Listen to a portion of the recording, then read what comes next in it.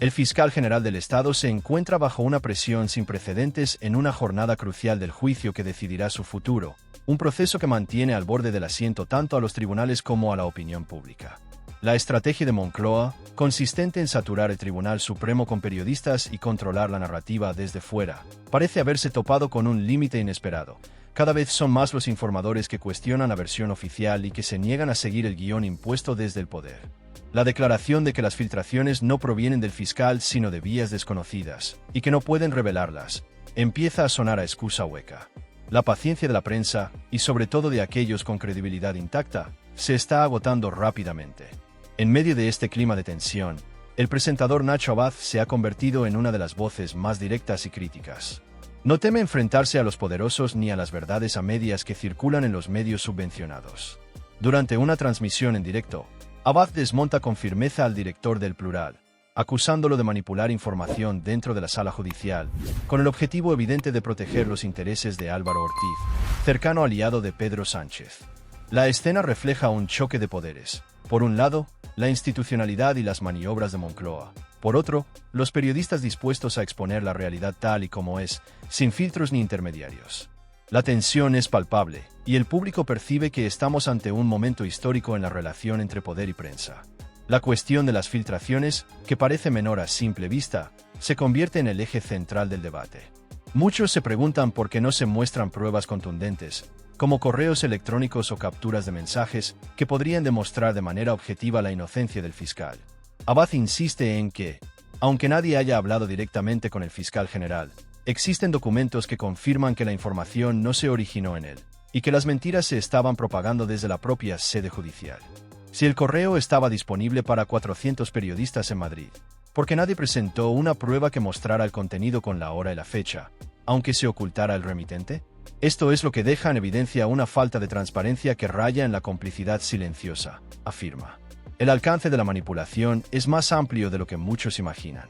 Se calcula que unos 400 periodistas recibieron el mismo correo, pero ninguno aportó la evidencia que podía demostrar que la inocencia del fiscal estaba fuera de duda. Para Abad, este silencio colectivo no es casual, sino un reflejo de un sistema en el que prevalece la protección de ciertos intereses por encima de la verdad. Si alguien tuviera la prueba, la aportaría sin dudarlo, porque estamos hablando de proteger a un inocente frente a una condena injusta. No hacerlo es permitir que la mentira se convierta en juicio, denuncia. La discusión también se adentra en un terreno delicado, la ética periodística y la protección de fuentes. Los periodistas coinciden en que salvaguardar la identidad de quienes proporcionan información es prioritario, incluso cuando se trata de evidencia que podría cambiar el rumbo de un proceso judicial. La mayoría de los medios involucrados tienen una línea editorial progresista, pero hay quienes podrían considerarse de centro o incluso centro-derecha. Sin embargo, la ideología parece quedar en segundo plano frente a la responsabilidad de informar con veracidad. La pregunta que surge es inevitable: ¿hasta qué punto la protección de fuentes se convierte en una barrera para la justicia?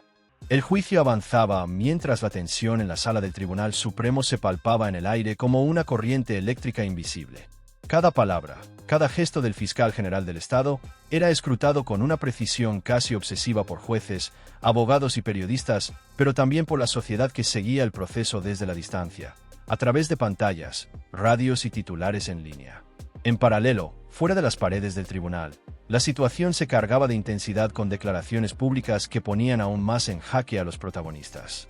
El presidente del gobierno no dudó en afirmar públicamente la inocencia del fiscal general durante el propio proceso, un gesto que algunos percibieron como una injerencia directa en la dinámica judicial, mientras otros lo interpretaban como un intento de proteger a una figura clave en medio de una tormenta política que desbordaba los canales oficiales de comunicación. Esa afirmación generó un efecto dominó. Puso en evidencia las grietas de la narrativa oficial y encendió un debate feroz sobre la circulación de información filtrada por vías externas, una dinámica que complicaba la percepción pública y reforzaba la sensación de que los hilos del poder y la justicia se entrelazaban de maneras poco transparentes. En los medios de comunicación, la tensión era igualmente palpable. Los periodistas que cubrían la historia habían dejado claro que el fiscal no había sido la fuente de las filtraciones, pero esa aclaración parecía perderse entre la marea de rumores, interpretaciones interesadas y titulares sensacionalistas que saturaban los canales de información. La pregunta que flotaba en el aire, casi como un murmullo colectivo, era inquietante. ¿Hasta qué punto los medios estaban cumpliendo con su deber de informar y en qué momento habían cruzado la línea hacia la manipulación consciente de la información? La presión sobre los periodistas era constante. Sus decisiones editoriales podían inclinar la balanza de la opinión pública y, en última instancia, afectar la reputación y la carrera de figuras políticas de alto nivel. Los despachos de redacción se convirtieron en campos de batalla invisibles, donde la credibilidad se disputaba con la misma intensidad con la que se debatía en los tribunales. El fiscal general, atrapado en el ojo del huracán mediático, vivía cada día como un ejercicio de supervivencia.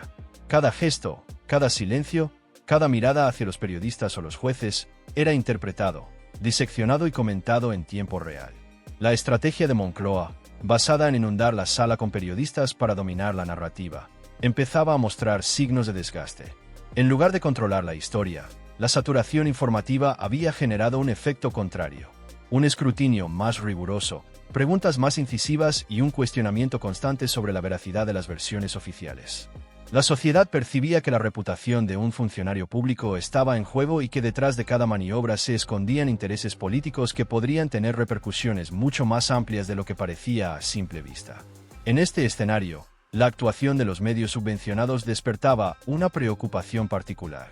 Abad y Naranjo señalaron que ciertos medios progresistas podrían estar incurriendo en un delito al difundir información falsa durante un juicio penal, una acusación que añadía otra capa de gravedad al asunto.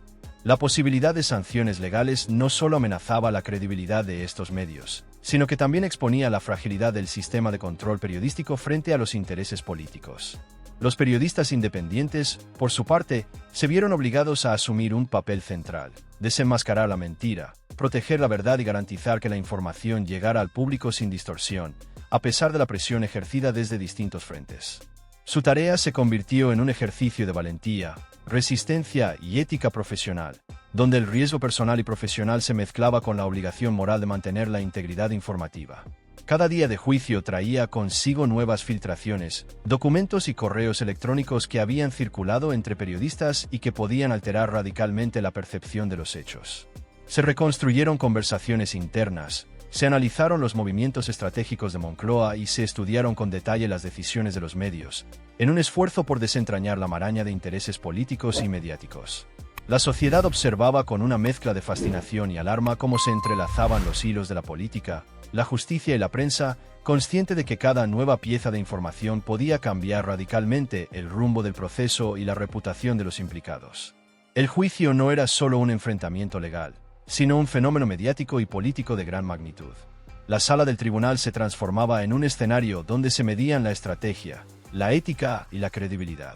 Cada documento filtrado, cada correo electrónico y cada declaración pública se convertían en un testimonio de las tensiones que atravesaban no solo la estructura judicial, sino también la manera en que la información circulaba y era percibida por la ciudadanía.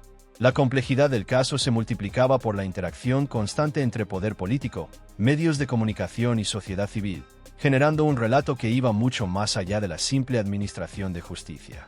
A medida que avanzaban las audiencias, se volvía evidente que la importancia del caso trascendía lo judicial. Cada filtración, cada declaración y cada interpretación de los hechos formaba parte de un entramado más amplio de poder y control.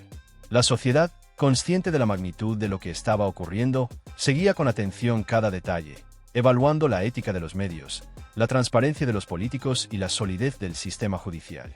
Lo que estaba en juego ya no era solo la inocencia o culpabilidad de un fiscal, sino la integridad de las instituciones y la confianza de los ciudadanos en ellas.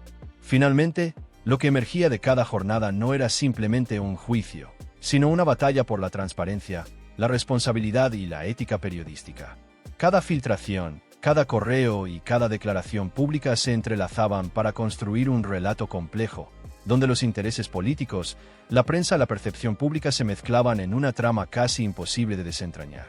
La historia seguía abierta, y la sociedad observaba, crítica y expectante, consciente de que lo que ocurría en el Tribunal Supremo podría redefinir la relación entre poder, prensa y justicia en el país. Este juicio no solo estaba poniendo a prueba a un fiscal general, sino a todo un sistema, y cada día revelaba nuevos matices, contradicciones y tensiones que dejaban claro que la batalla por la verdad apenas comenzaba. No es algo excepcional. La situación en torno a la filtración de información y la cobertura mediática no es un caso aislado. Es un ejemplo de cómo se entrelazan política, prensa y poder en España, y de cómo ciertas prácticas se normalizan en medio de intereses estratégicos. Para empezar, conviene recordar que desde el propio medio en cuestión se filtró información, aunque no provino del fiscal general del Estado. Esto abre una serie de preguntas inevitables. ¿Hasta qué punto los medios participan activamente en campañas políticas bajo la apariencia de periodismo? En concreto, se habló de correos enviados al gobierno, aparentemente con la intención de influir en la oposición a Ayuso.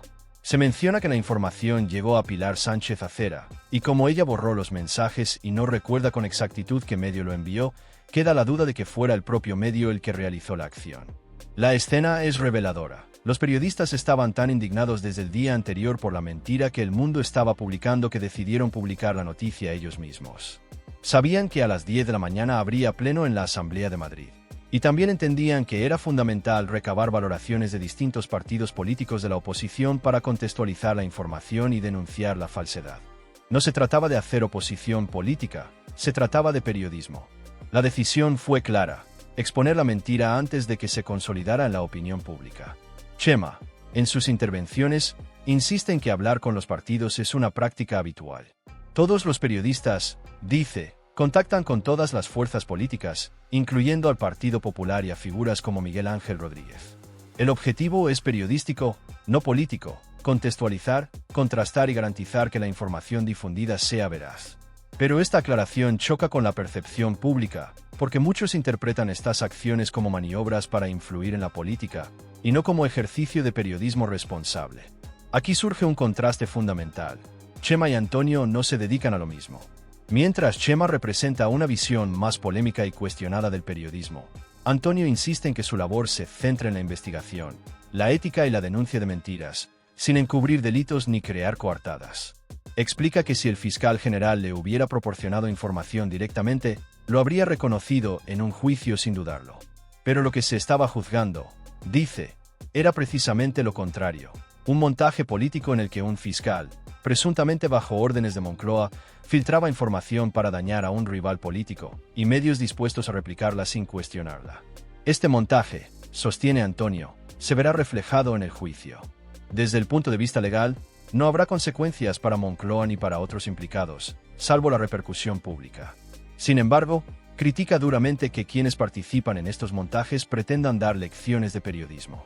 La ética, insiste, exige denunciar estas prácticas independientemente de quién esté detrás o cuál sea el interés político. Para Antonio, la línea divisoria en España ya no se da entre izquierda y derecha, es entre demócratas y quienes no lo son, y él se identifica claramente con los primeros.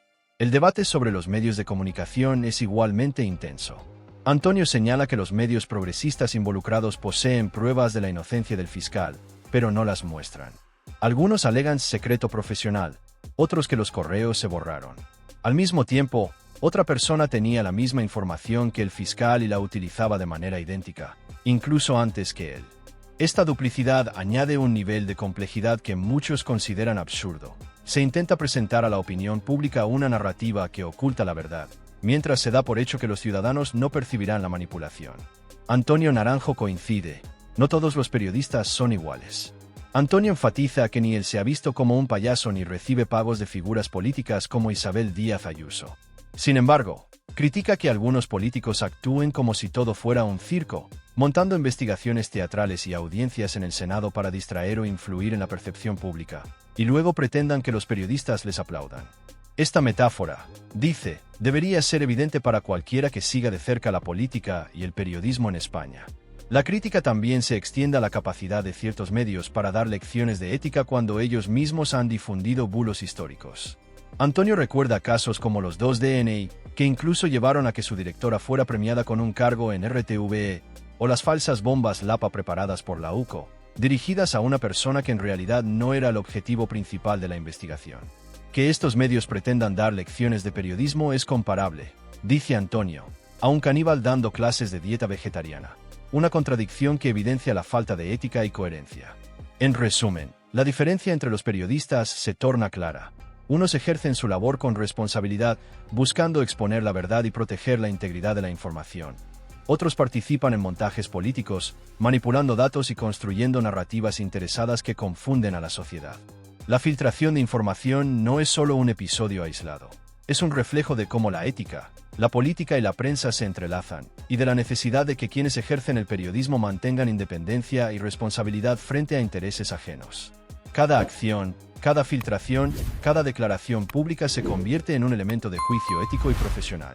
Lo que se cuestiona no es solo quién envió un correo o quién filtró información, sino hasta qué punto los medios y los periodistas son capaces de actuar con honestidad frente a la manipulación política.